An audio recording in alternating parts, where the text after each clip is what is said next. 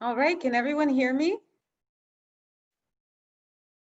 Excellent, excellent. So I'm just going to take a second here to share my screen with you.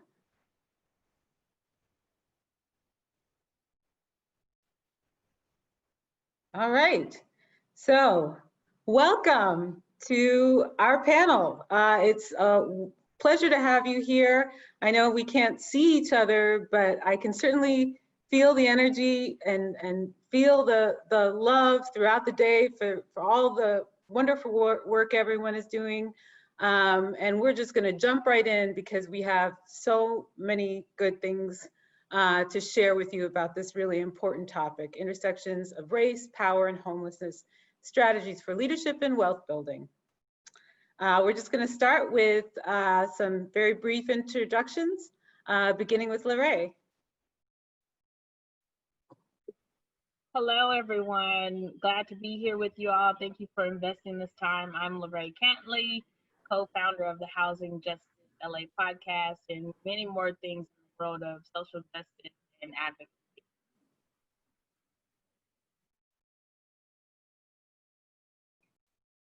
All right, Rhiannon.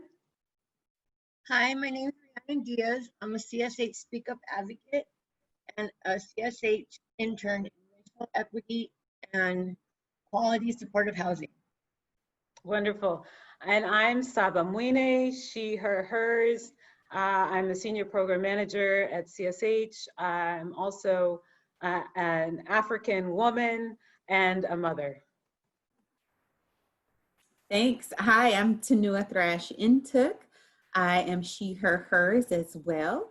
I'm the executive director for LISC Los Angeles. And in that role, we have been focused on ensuring that we're uplifting diversity, equity, as well as justice in the work of housing and economic development.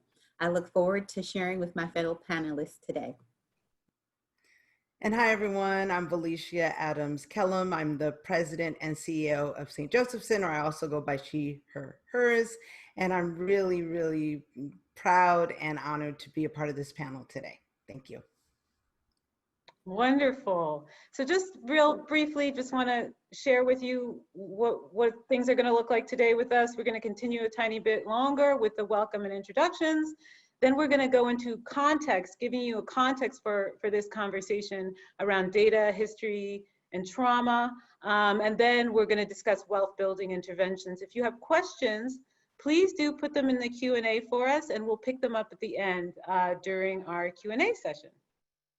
So just want to first start by honoring the first people of the ground of which I'm standing, and those are the Tongva people. And want to share with you this resource where if you don't know who are the first people of the land on which you're standing, you can check it out. So if we could have in the chat this website for folks, and go ahead and open another browser and find out who that native tribe is, and pop it in the chat box for us. I also would like to take a moment to honor our African-American foremothers and fathers for their brilliant innovation, for building the economy that we've enjoyed for hundreds of years.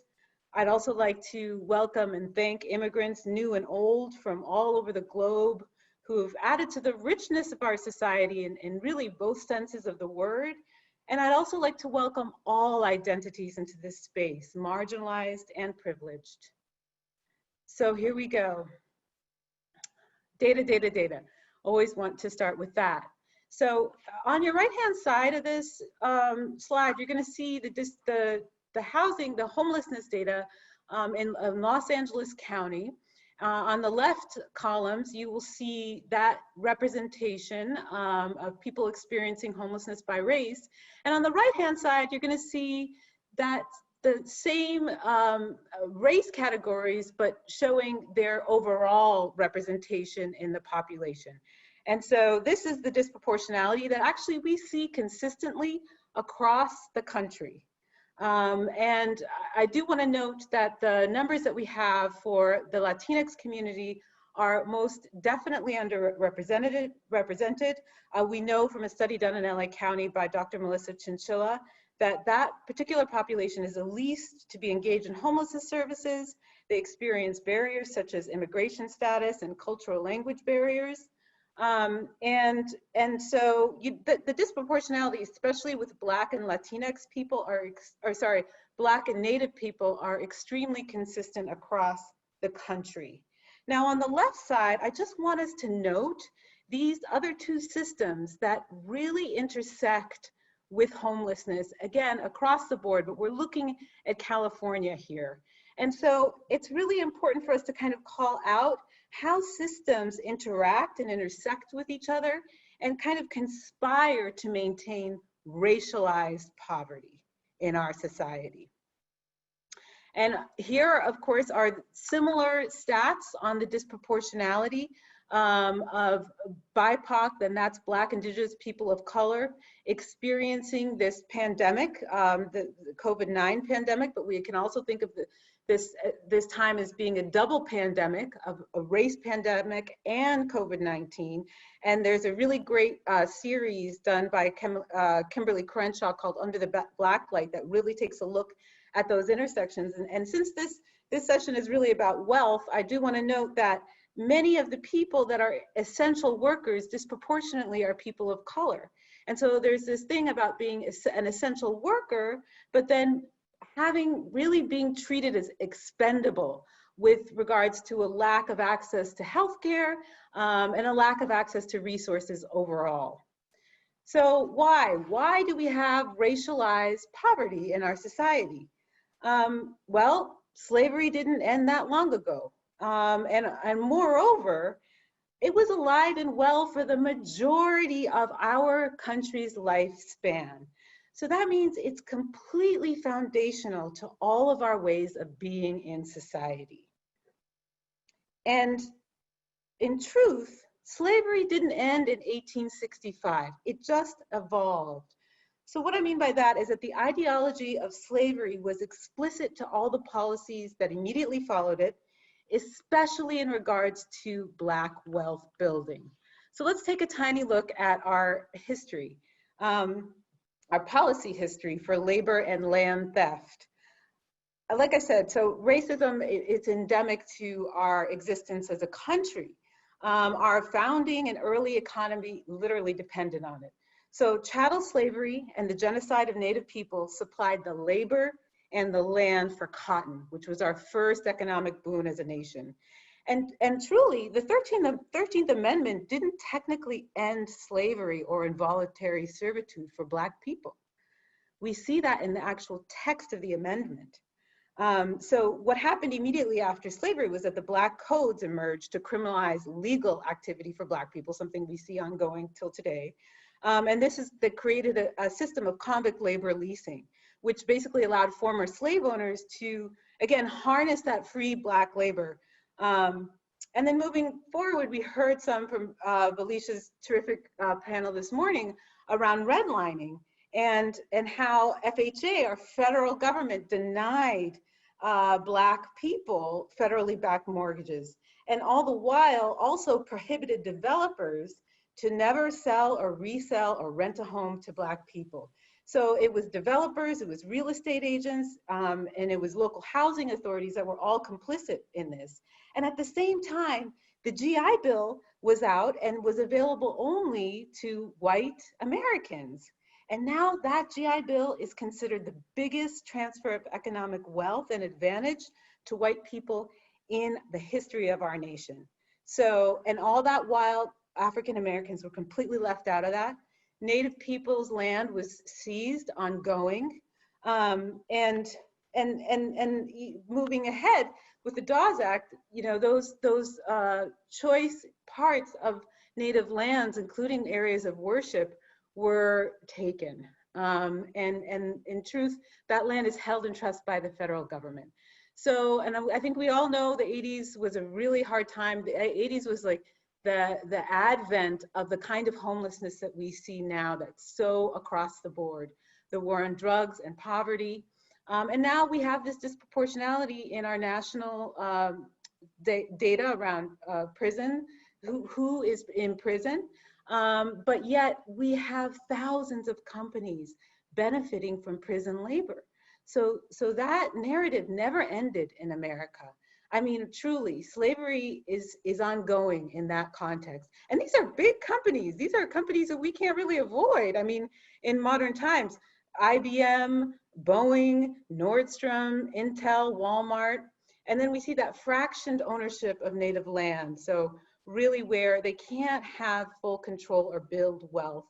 And then even, like I said earlier, all the ways that other areas of the housing market conspired, and we know access to housing is still limited through the housing discrimination studies that we do every 10 years.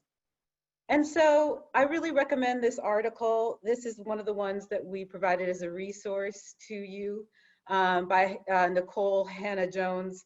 And it's an article about reparations. So basically what she's saying here is that policies that limit Black wealth building are just as effective as explicit legal segregation. And we know since wealth building is so deeply tied to home ownership in America, that housing is really integral in this conversation and home ownership. So we've talked about racism in the context of institutional power, which we can say is policy. We've talked about it in the context of advantage or wealth, or of advantage, which we can say is wealth, and disadvantage, which we can say is poverty. But there's also white supremacy, and that causes trauma. So we know trauma, we know this definition of trauma, deeply distressing experience. It can be acute or chronic, but we need to talk about racial trauma, and that's complex trauma. And that, is mental and emotional injury caused by encounters with racial bias, ethnic discrimination. So those microaggressions that we get. And it's really important to note that Black, Indigenous people of color who are experiencing homelessness in our nation are having an intersection of trauma, the trauma of homelessness, and racialized trauma, often coming from multiple systems and often happening intergenerationally. So the killing of the lynching of George Floyd, and it's so hard for me to say that word because I don't want it to be true, has brought us to this catalytic moment, spurred an international uprising. But for Black families in America, this experience has been ongoing. Every time I send my son out, I have to think about it. And so truly, lynching has never stopped for Black people in America. And so we've kind of talked about thus far systemic racism, but, and I understood what Mr. Powell said to us today about, we can't just talk about interpersonal, but we do need to have a conversation about that as we think about changing structures, because honestly, it's the interpersonal interactions that maintain these systems of oppression. And so I want us to take a look at this around, and I know I'm at time, that basically, if you imagine that power is held in the center of this graphic, what is your proximity to power based on your identities? And think about it. And we're going to actually have a little bit of a journaling activity for you today, which is a really great way to reflect, to gain consciousness about your implicit biases, and also to treat your own racial trauma. So this is our exercise, and if we could have these questions in the chat. So I'd like for you guys to journal on these two questions, which is basically the prior slide. How close are you in proximity to power? How is your proximity advantaged or disadvantaged you? And I encourage you to keep this journal and to continue it later, because we're only going to give a couple of minutes to it. And then in the chat, if you could share with us, what are some activities you can take to seed power and opportunities to Black, Indigenous people of color and communities? And Lorraine's gonna give us a good example of how we can think about that. Yeah, so in my work as an advocate, I was leading an advocates program, and I was asked that some advocates would participate in a DV training. And me not wanting to choose which advocate would participate. I asked the question, why can't they all participate? Which opened up, I don't know why. And it just created opportunities for each and every advocate that wanted to participate to be allowed to participate. So I would like for folks to think about, if you're a great decision maker in your work, and you know that the decisions that you're making is impacting many people, how are you including their perspectives in the decision that you're making? I'm going to take some time and allow folks to reflect and journal and put it in the chat, and please do continue on with this journal exercise throughout your entire work. Okay, so we're going to give you guys a few minutes, 3 minutes to do that journaling.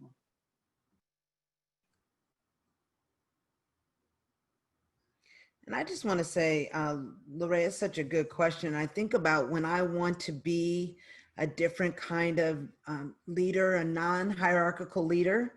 I want to open my doors. I want to open my heart. And I find that sometimes our systems are very hierarchical, though.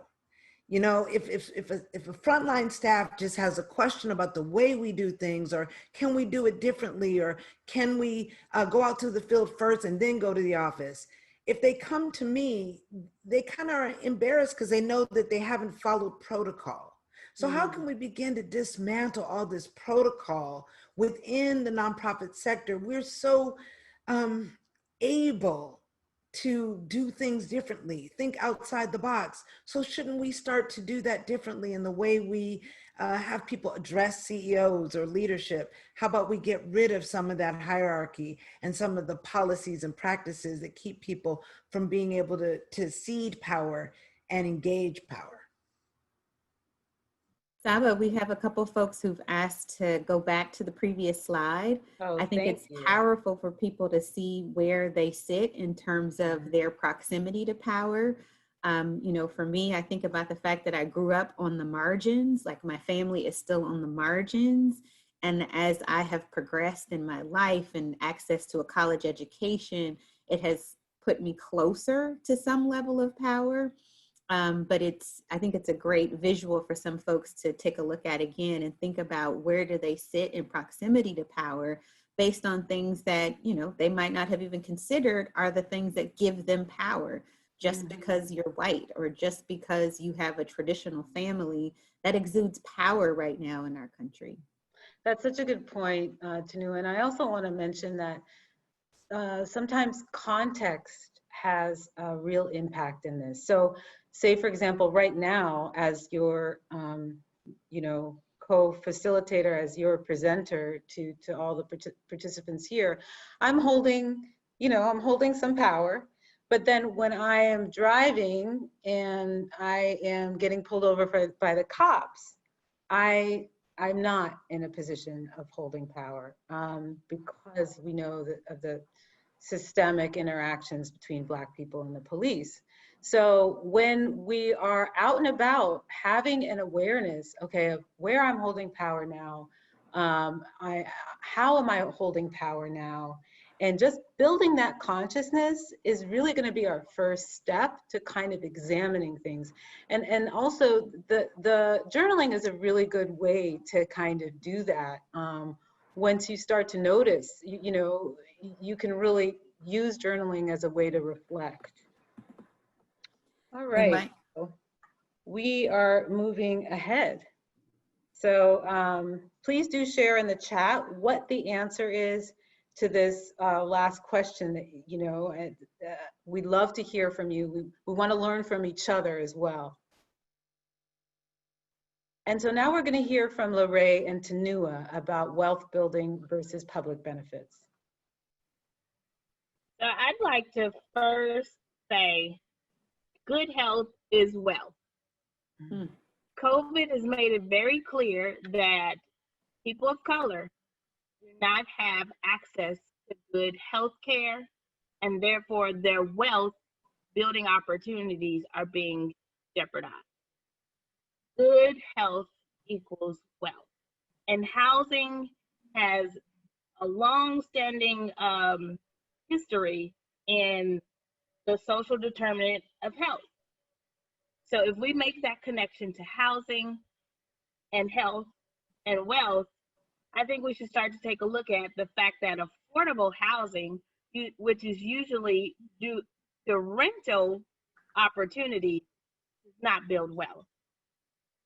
Owning a home is where there's opportunities for wealth. And in this work, most of my colleagues tend to look at the availability of matching their clients to public benefits in order to get them housed.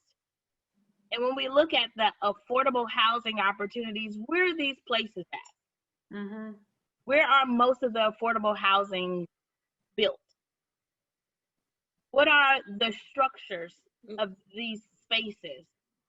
When we look at the safety, the accessibility, when we look at the environment, when we look at the quality and how that starts to, it just solidifies this internalized racism of who we are and what we have been told in the conditioning through society of what we're worthy of. And one thing that I've been recognizing very often in all of the movies, whenever they say a person is free, they say go and be confident. And with that confidence, then you will be perceived as free. Now, if you are attached to something that takes away your dignity, you are not going to walk with confidence. When I think about how there's the benefits of the public benefits, there's the cash aid, there's the food assistance, and then there's the medical, which is so important. My experience with transitioning from public benefits, $6 above what was the requirement, and having those medical insurance availability for me to get my eyes checked, for me to get my teeth done, for me to go in for regular appointments, for me to check on things that was showing up due to being homeless and having this constant traumatizing events show up in my life. And then when I realized, okay, I'm no longer on public benefits and I don't have the support of the medical insurance, now I'm responsible for paying $300 to get my eyes checked. And when I look at the $6 raise, the $300 was not going to do it. And on top of that, I have children where their vision was not covered. So now I have to pay for their vision. And it just, looking at the cliff that public benefits put you on, how it doesn't allow for you to have any money for the investments and stocks, things that put you in the wealth building vehicle. It doesn't put you in the seat for savings. When you have great things that happen in your life, like 2 children graduating from high school, guess what? You end up going back into the HMIS system. Yeah. Lorraine, we wanted you to be able to tell that story and to be able to share with people what it means to have the vision that you have for yourself and your family, but systematically how difficult it is for you to achieve those things because the system is not really interested in making sure that you can build the kind of wealth that you deserve to be able to have, as we all do as part of the American dream. And so I talk about this as a field of affordable housing developers, as a field of people who are focused on making sure that we house and stabilize people. Are we only providing public benefits? At what point are we raising our resources and energy to ensure that we are providing pathways to wealth building? And so, you know, you talking about and sharing that experience of you want to own a home. We know, we've been talking about it, we meditate, no, we're working towards that, right? And you're doing what you need to do. But we also know that someone who holds a Section 8 voucher, who is in the process of attempting to save money through the Housing Self-Sufficiency Program, is someone who is also hampered by how much they can save. You know, they're hampered by how much they can really make. And so while they have the benefit of the voucher, that's great. But what does that do in terms of helping you transfer generational wealth, get a footholding where you no longer have to worry about this public benefit? The system right now says you can only make so much. And if you and your kids in any way, for any moment, need any kind of assistance, that jeopardizes your continued pathway towards getting to home ownership. So what are we doing about that as a field? It's one thing to, you know, to clap and be proud that someone has a voucher, but what are we doing as a field to make sure that people are moving that voucher into self-sufficiency? We as a field, we focus on and we build low-income housing tax credit projects, and that's great. We're able to stabilize families, but we also know that there comes a time when people make $6 more, $10 more, and we're not able to keep them in our developments. And so what have we done? We've advocated for a public benefit that is not leading to that family's ability to create wealth. As a field, we spend a lot of time focused on ensuring that public resources are available, dedicated sources of revenue to build affordable housing, that we have bonds and all of the financial infrastructure that would be necessary to create rental housing. What are we doing as a field to make sure that we're building towards creating affordable home ownership options? And so that's the real difference when it comes to how do we make sure that Black wealth matters. If we already know who's experiencing homelessness, who's experiencing housing insecurity, who's overburdened with paying 50% or more of their income in rent. We know it's Black households. We know it's Black women-led households. But yet, there's so much work that we could be doing as a field to make sure that our policies are not just handing out public benefits, but that they are allowing for access to wealth opportunities. Oh, I wanted to make sure that one of the things that we talked about on our call, and I know a couple of my colleagues who, you know, we've been talking about this panel for a little while, you know, a huge part of what we need to be thinking about in terms of wealth transfer as well as different models. So we're going to have to look at ways to help tenants purchase their apartments. We're going to have to look at ways to create more opportunities on land to get additional community land trusts. We have to focus on what are some of these other pathways to create that stability and to create those wealth options. Terrific. Thank you so much. That's a perfect segue to our next section with regards to wealth building interventions. And I will hand it over to Rhiannon. Hello. So I was in my late 30s. I was on Social Security for anxiety and depression. I had many health problems, addiction, and was very unhappy due to ending up homeless after a fight with a family member in which I splashed milk on them and got arrested. I was in jail for 3 months. Which supposedly was enough time to get in a re-entry program in jail called Office of Diversion and Reentry, in which I was able to get my own affordable housing for low income. It took 4 months, and after I got out of jail to get my apartment. During those 4 months, I spent 2 months in a shelter in South LA and 2 months living with my bunkie from jail and her family on their couch.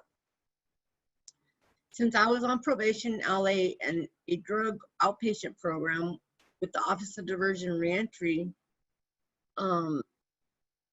I kept that time for working on myself and getting myself back together. After 4 months, I got a call that there was an apartment for me in Wilmington, California. It was perfect location for me since I was near my mom and I was close to where I grew up. The first year was really tough on me. I was lonely and having problems with the wrong friends and had a really hard time getting settled in and away from my addiction.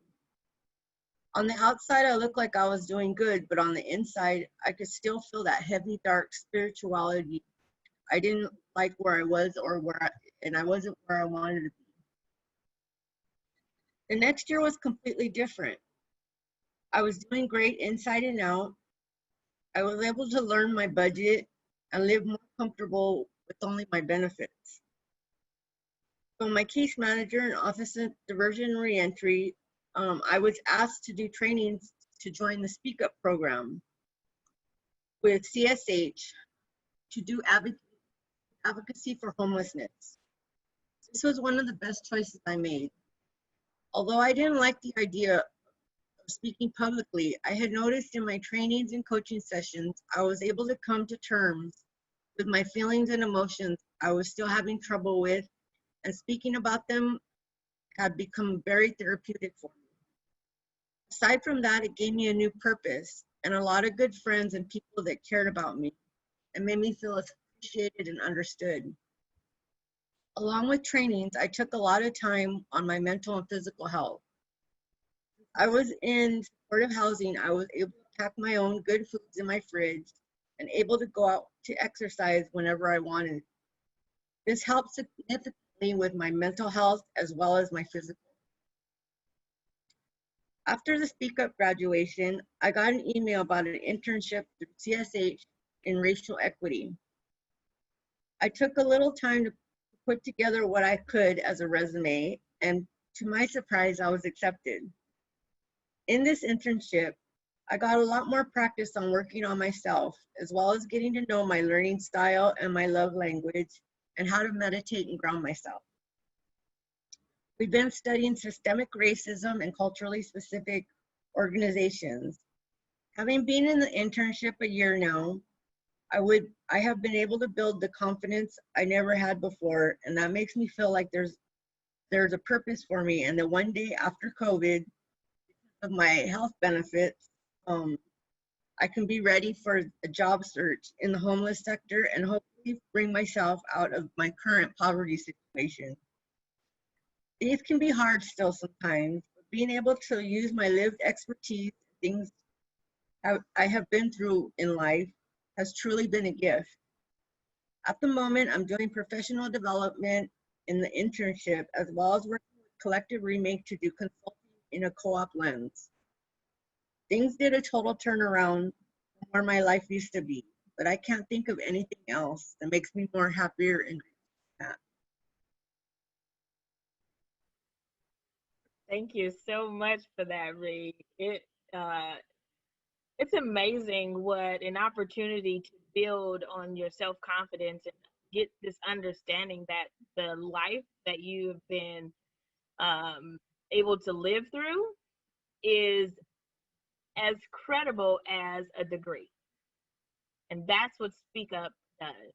It takes your life experience and it gives you this tool for you to shape your story in a way that provides housing solutions.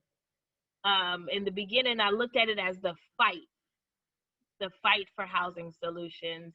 And I think because of my ongoing continuous work with CSH, I've surrendered from the fight to the stand for housing solutions.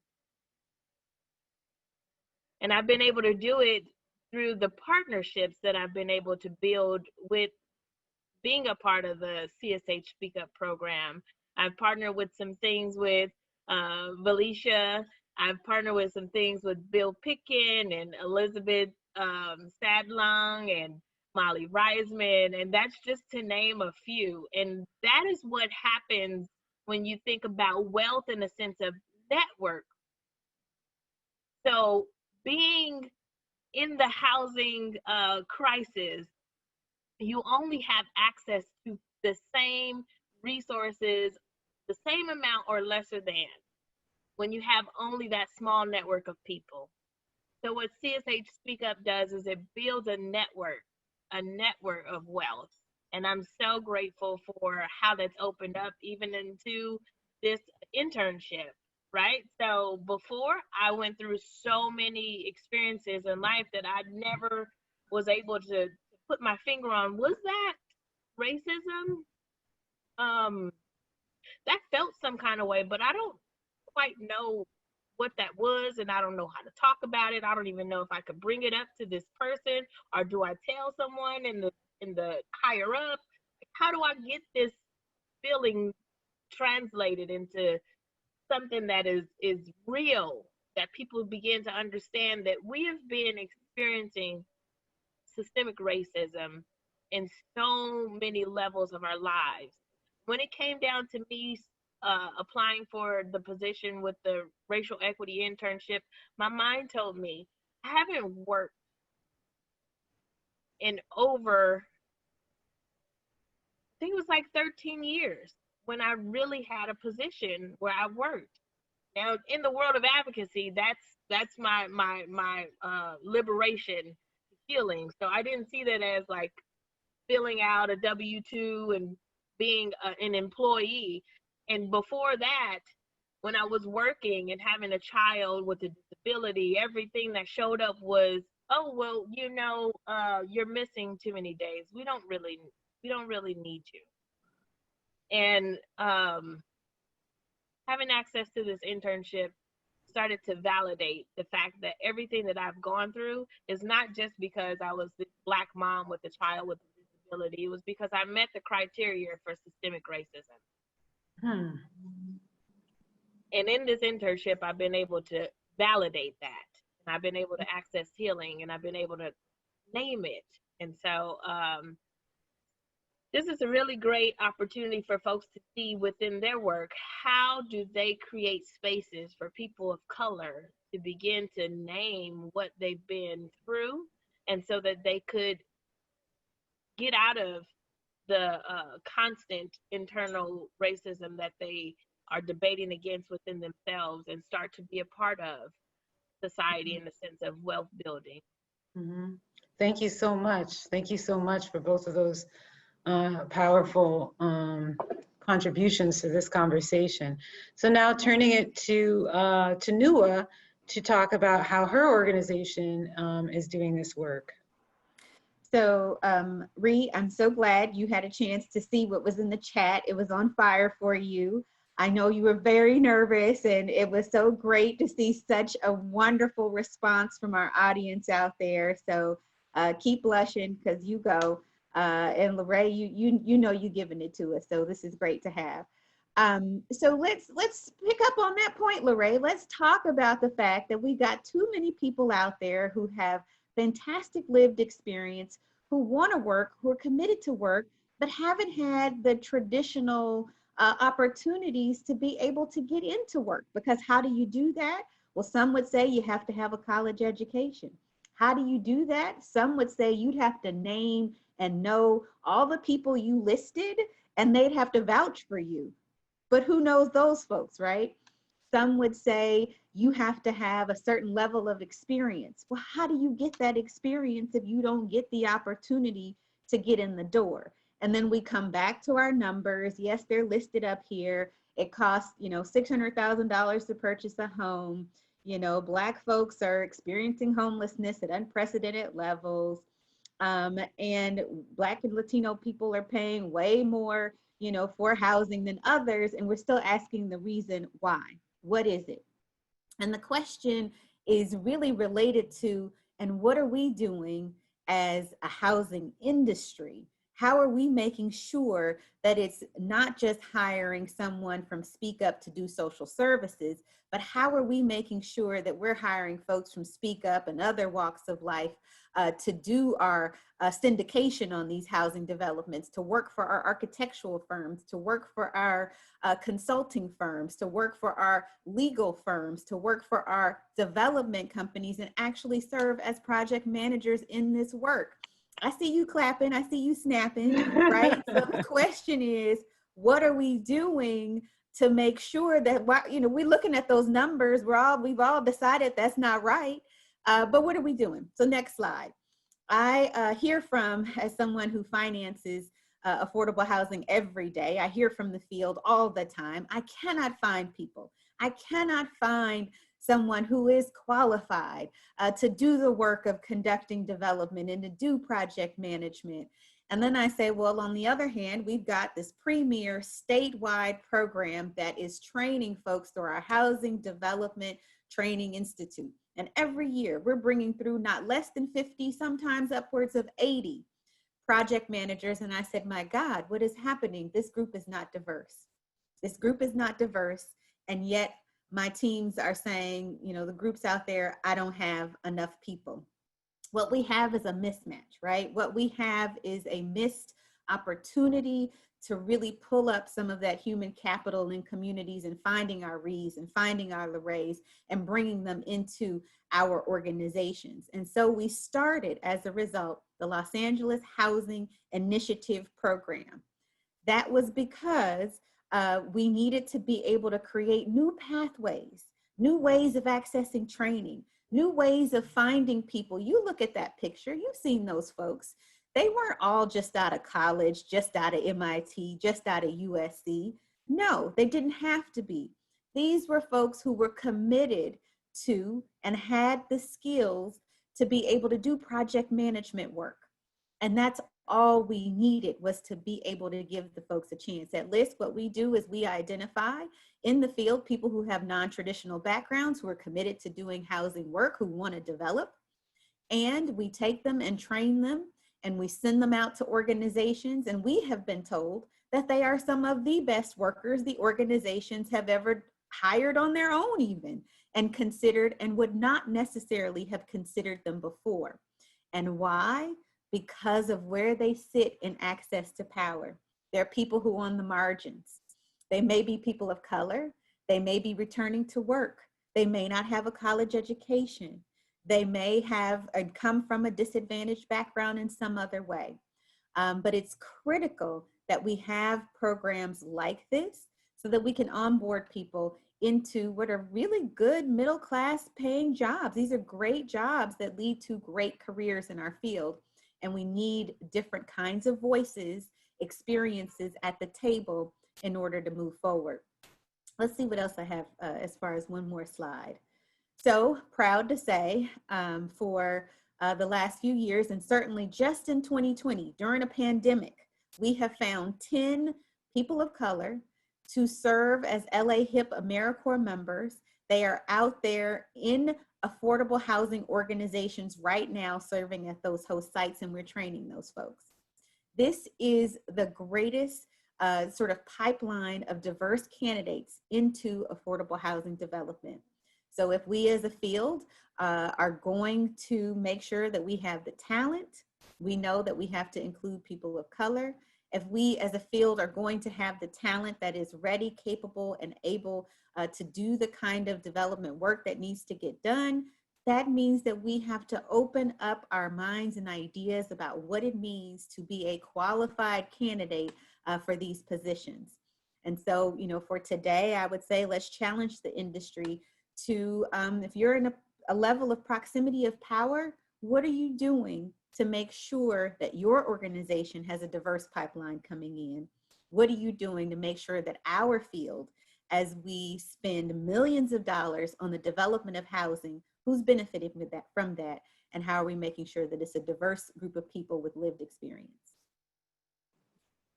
Terrific. Thank you so much, Tanua. We love that your LA HIP, and you'll note there's a lot of love in the chat too for the work that you're doing. So great. We're going to kind of segue into what kind of services model we can hold from an equity perspective. And this is another resource that we provided to you among the three that I really think is a terrific resource. The culturally specific model is basically something that Black and Brown communities have been doing from time immemorial. And it's a real structure for a community-based organization.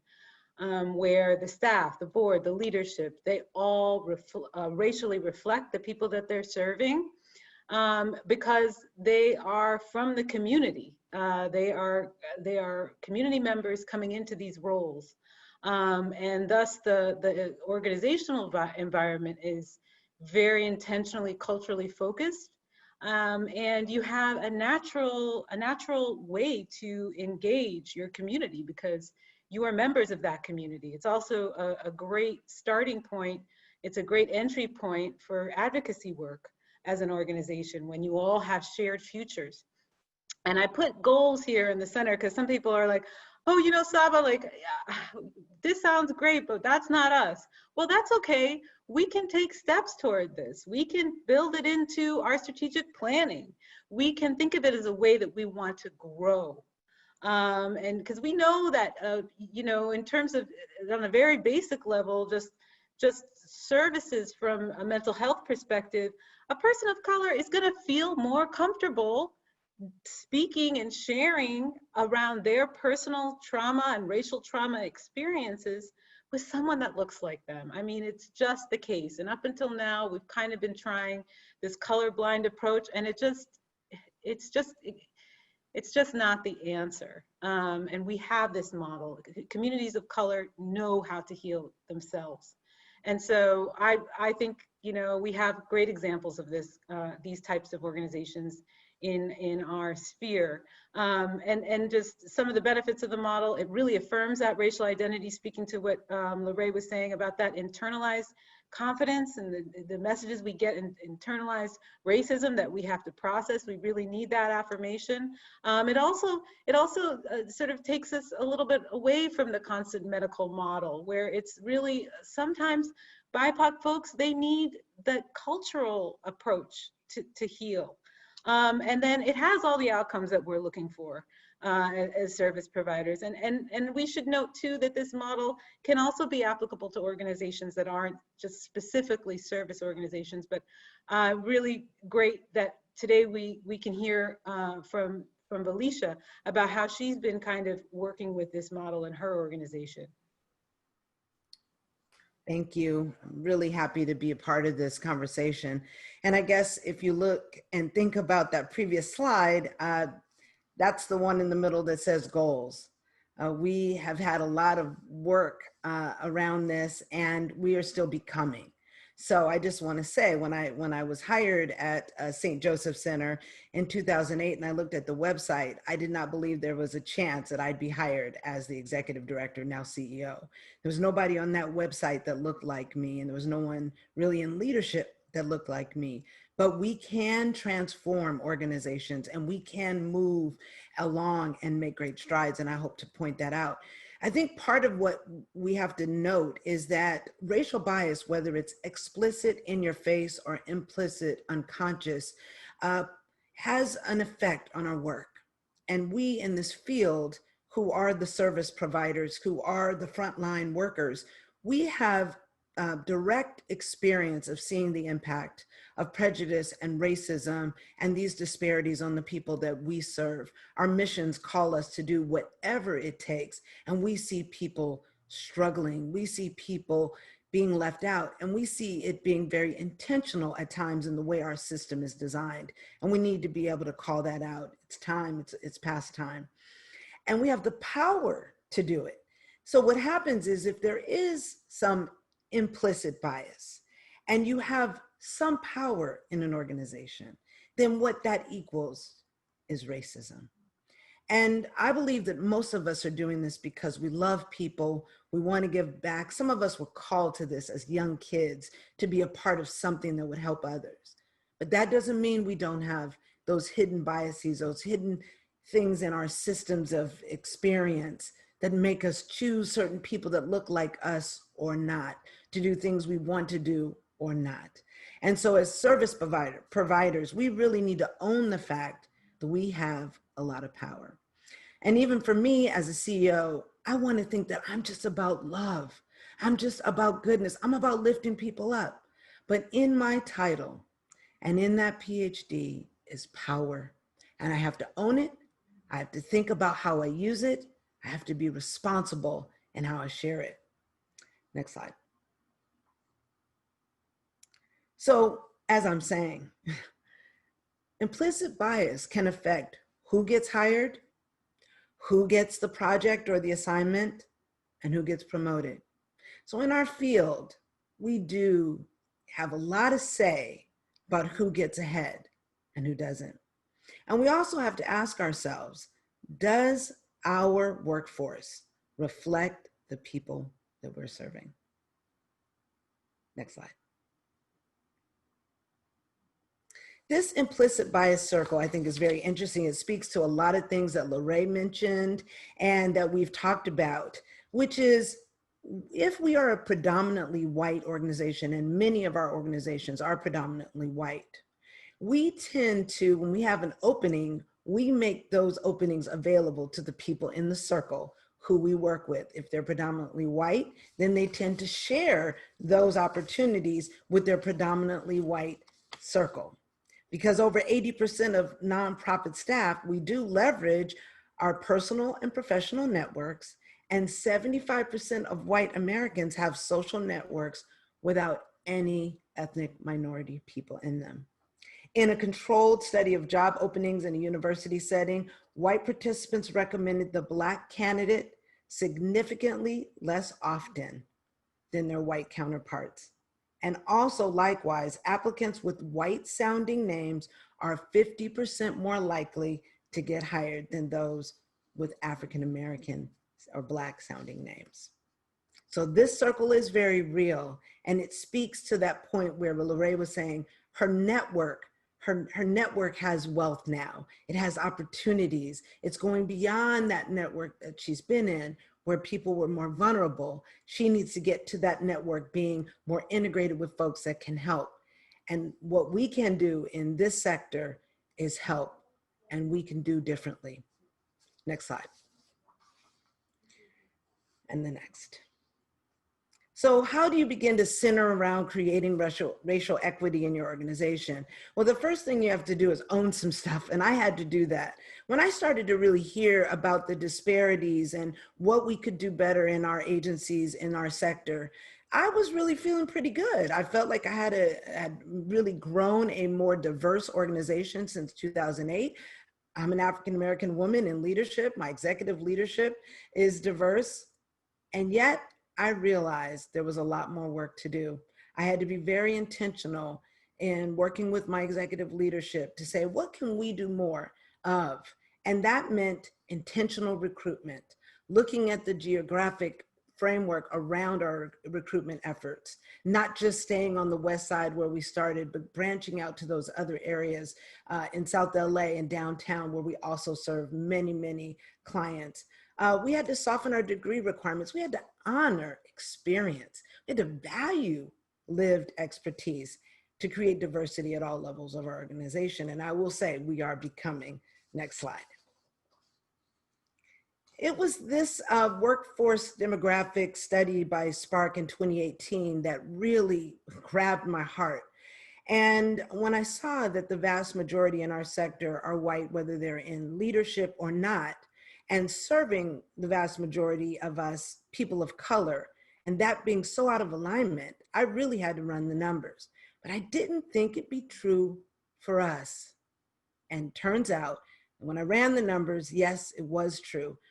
Our demographics were reflective of what they found in the Spark study, that 60% of my managers were white, and much smaller percents were people of color, even though we were serving a vast majority, over 80% of people of color in our organization on a daily basis. But today I can tell you that we've moved far from those statistics, and now we have 35% of our managers are Black, 18% are Latinx, and 7% are Asian, and only 40% now, more reflective of who we serve, are white in leadership. Next slide. We didn't stop there, and I will tell you that just like in that Spark study, 41% of those serving in 2013 were white, very much not reflective of who we were seeing in the encampments, in the food pantry, in our childcare programs, et cetera. But today, our numbers are significantly different, where you will see that over 70% of our agency are made up of people of color, much more reflective of the people we're serving. And what that means is we're trauma informed, we are culturally competent, for real. We don't use that term a lot. We talk about cultural humility. You really can't get another person's culture. But now we have people who lived on the street, who lived in that encampment. Those of us who've gotten stopped by the police, whose partners and husbands and children leave every day, and we pray over them because we don't know if they'll make it back because of the chance of police brutality and what we're seeing in our country. And so having someone be able to walk alongside and say, I know what it's like to have someone hand me the box of cereal that I'm taking to my kids rather than picking the box of cereal. That's very real. And that is a deep way to connect with someone who's hurting. Next slide. We also had to take the step to say, if mass incarceration is wrong, if structural racism has put us in a situation of what we call at home a trick bag, where we've been set up to fail, then there are many people who've been incarcerated in an unjust way. And why would we use whether someone's arrest record would then be the pivot of them not getting an opportunity to work with us? And so we have looked at our policies around that and absolutely have an amazing partnership with many folks who have had arrest records and histories, and maybe even some with very, very long-term incarceration, who are now in leadership at St. Joseph Center, who are my partners, who are my guides, who help me bring authentic, loving kindness and a renewed sense of commitment to fighting all of the atrocities that we see in the structural racism and the disparities. And one of the things, since this is about wealth, we can really fight wealth by hiring people and giving them good jobs, by paying them well, by making sure that they're not only in entry level, but they're at the highest levels of our organization, and I'm committed to do that. I will also say how we pay people is one thing, but also allowing folks to grow wealth, because in the nonprofit sector, we don't make a lot of money, but we can set money aside. And I did start a wealth building mechanism where I set aside between 2 and 5%, depending on the number of years that people are with us, without them having to match in a 403B, because I want to be a part of the wealth building, not just hiring people, but allowing them to retain some of that wealth and for me to contribute on their behalf. And I am appreciative of my board agreeing and allowing me to do that. I think that's my last slide, so I'll pause there. Some challenges. Oh, let's take some time there, because many of you are going to say, now that you are more diverse, what does that really mean? Well, it means that we have to keep talking about implicit bias. It means we must begin and continue to talk about power, because people don't like to give up power. And as we understand that as folks of color come into our organizations and they're traumatized, they don't want to mess up. They don't know how to deal with that power dynamic. So it's very important that within our organizations, we decrease that sense of a hierarchy, and that we lessen those lifts around how do you get past the power question. We need to make sure we teach managers and even evaluate managers based on kindness, based on accessibility, based on the way in which they deal with their power. And what I've been saying to some of my staff is, if you've been invited to a meeting, don't just have someone come with you of color, send them instead. Don't just get on a board if you're a white person and bring a Black person with you. How about you tell them to put a person of color in the seat instead, and you then help pay the give or get. Having to really focus on cultural humility. You're not going to get everything. You're not going to be competent around my experiences, but you can be humble. You can be empathic. You can be caring. You can be loving. You can listen. You can own your white privilege. You can distance yourself from white fragility. You can own that. Trainings are very important. Making sure managers are trauma informed and committed to the mission that we're now advancing around racial equity and inclusion. We have to continue the work, so we are absolutely becoming, and the goal is definitely progress. Wonderful. I love that phrase, becoming, because we're all becoming in this work.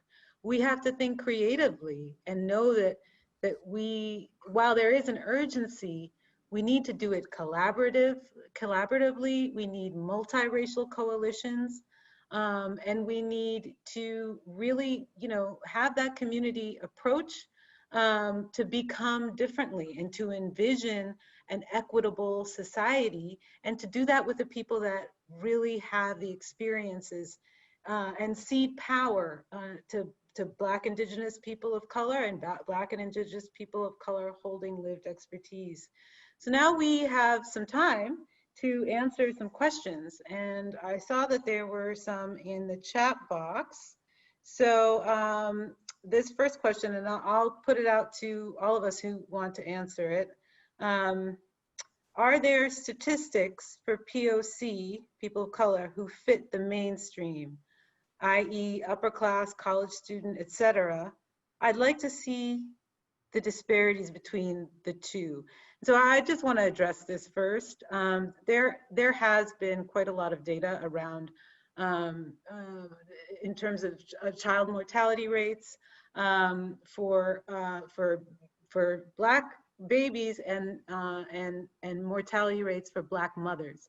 And they did a study to show that it didn't matter if you as a Black woman have a PhD and as a CEO, I mean, think of Serena Williams. The outcomes for you as a Black woman going into the experience of the healthcare system are comparable to, or rather that white Americans who have less than a high school education have better outcomes than African American women who are holding degrees upon degrees. So we know that this isn't a thing about, you know, what marginalized, what advantaged identities people of color have. We know that this is how, like I said in the very beginning, that our ideology is so deeply linked to slavery and seeing people, Black people, as inhuman, that it's deeply built into our ways of being. I mean, there was all sorts of fake science around, you know, that they really worked to prove that there was some kind of difference biologically between Black people and white people. There isn't. But that maintained in our psyche, and that's the kind of implicit bias that that Felicia was naming. So anyone else for an answer? Yeah, I'd love to take that too. Oh, Felicia, you was getting in there too. Oh, go ahead. Okay. So, I almost feel like I don't, if you heard me say it before, maybe you haven't, and several people on this line. But let me just give you three sort of areas to think about. So Saba just told you that Black women are much more likely than their white counterparts to have Black infant death, to themselves die during childbirth. And the stories are personal for many of us because I am, for many of you who know me, know that I'm a UC Berkeley, MIT grad. So I've got great education. Many of you know me, know that I am a fierce advocate for myself and all others, right? And yet, I was doubly insured, my husband's insurance, my healthcare insurance, when I had my two children, but yet with all of that, did what I needed to do during pregnancy, I still had two low birth weight early babies. And this is, studies have shown, as a result of the trauma of just simply being a Black woman in this country, that there is very little that I can do to try and shield myself and my unborn child from the microaggressions and other traumatic things that happen to Black people in this country. So you asked, what are the statistics for people who might have an education, who might be considered middle class? They are no different. We are still experiencing the same kinds of health outcomes. Two other things to think about. One, there are studies, and there was a recent analysis of this in the New York Times.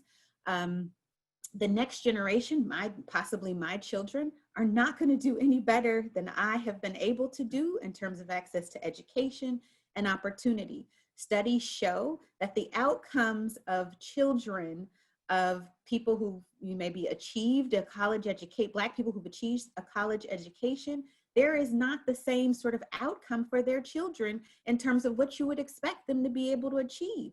Not because they don't want to, but because the systems are set up in such a way that it's even harder for that next generation to continue that upward mobility.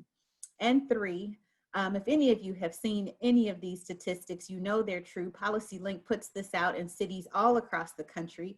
No matter your educational level, if you're you've got a high school diploma, an AA, a BA, a master's degree, no matter what your educational level, as a Black person, you are making demonstrably less than your white counterpart with the same level of education. Mhm. So if the question is, no, there is no immunity. If you gain access to or somehow seem to be closer to what people consider to be power, you are still hampered by some level of racism in society that either attacks your income, attacks your wealth, or attacks the next generation in terms of your health as well. Thank you for that answer, Tanu. I think we should move on to some of the other questions. And in fact, I think this next one could be one for all of us. It says here, the foundation of our system is faulty. Cornerstones with components such as the tax structure and wealth gap. Yeah. How can we address these?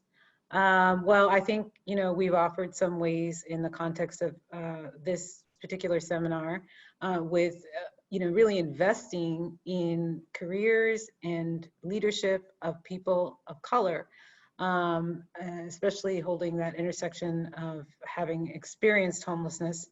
And when you do that, you're also investing in communities of color, because you're investing in that person's family, you're investing in that person's network, like Lorraine had mentioned, and so that's one. Now, in terms of systemic policies, I think that's where we kind of think about that coalition building to change, to remediate some of the effects of the policies that we talked about at the very beginning. And I really want to flag home ownership, because we know that's a top way of building wealth in our society. So I'll open it up to my wonderful co-panelists to respond to that. And Well, I think it's just important that while we may get someone into a rental unit to get them off the streets or stabilized, that shouldn't be an end point, right? Right. People of color, poor folks, they want the same thing that the American dream says we want, which is home ownership and wealth building. So when we're thinking about systems, I've even been wondering, is there a way that we can start to have shared, and I know there's like community land trust. I'm trying to figure it out, right? Because now I'm realizing I can't just feed people. I can't just house people with rapid rehousing, or going to a Section 8. I want them off the Section 8 and to be free. I want them to have what some of us have been able to get. How do I think that way? So I want us to be, I think Dr. Powell said, don't be just process oriented. Think about what's coming out of that. Yeah. Yes, what we're doing is important. Yes, feed the people. Yes, house the people. Let's not stop there, though. Let's understand that this system was baked to hurt people of color and to keep them behind. No matter what, even if I have a PhD, I still will have likely less wealth and opportunity for home ownership than a white person without any college degree at all. How is that right? So we have to rectify it. We can't just be satisfied with current systems. Now that we're so aware of structural racism, we have to fight it tooth and nail. We have to. Terrific. Just moving on, and now we're getting, y'all were shy earlier, but now we're getting all sorts of questions. So what are the panelists' thoughts on supporting tenant organizing as a means of building power? And how do we translate that into building wealth? CLTS gets referenced a lot, but I rarely hear of any major nonprofits supporting them. So I'm passing this on. And we have 5 minutes left. So I guess we'll just take one person answering that question. Well, I'd like to speak on the tenant organizing, coming from grassroots community organizing myself, thinking about how are we being placed in these communities and how are the businesses in these communities supporting the communities? Where is the opportunity for people that are being housed in these communities to have investments in the stocks of the businesses in the community? Where's the responsibility to those who have placed businesses in the community to give back to the community? Where is the opportunity for people who are on public benefits to be able to be matched with the vehicles for wealth building along the journey, right? Where's those opportunities for them to build savings? Where's the opportunities? I read this thing earlier today about how there's an organization who provides a living stipend for students to be able to go to college without worrying about anything.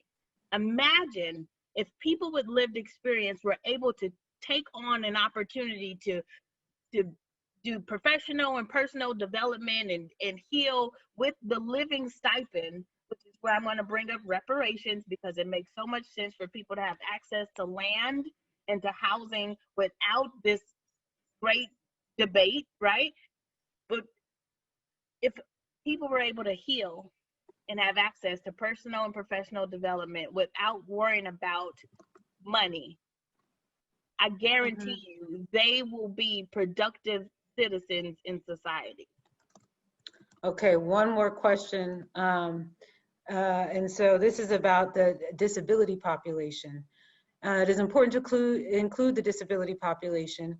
What will you do to include the disability population as part of diversity and to ensure accessibility for housing programs and employment opportunity? Lorraine, did you want to take this one? I can say that I understand that that's a top identity that gets discriminated against in terms of access to housing. And I think that, you know, in doing this work, we have to think about not only, I shouldn't say only, but obviously we have to be in service to the disability population in terms of accessibility to services. But I also think about people holding the intersection of being a person of color and having a disability and what that means. And so as I think about my work with regards to race equity, it's like thinking, you know, starting with, okay, we understand that people of color are disproportionately impacted. And as soon as we understand that, we need to look at those intersectional identities, because it's kind of like the curb cut theory is what I call it. If you create a curb cut, then okay, it definitely helps people who use wheelchairs, but then it helps people that are rolling, you know, airport bag, their bag going to the airport. It helps women and men and parents in strollers. And that's how we should be thinking about our systems. Yeah. Anyone else?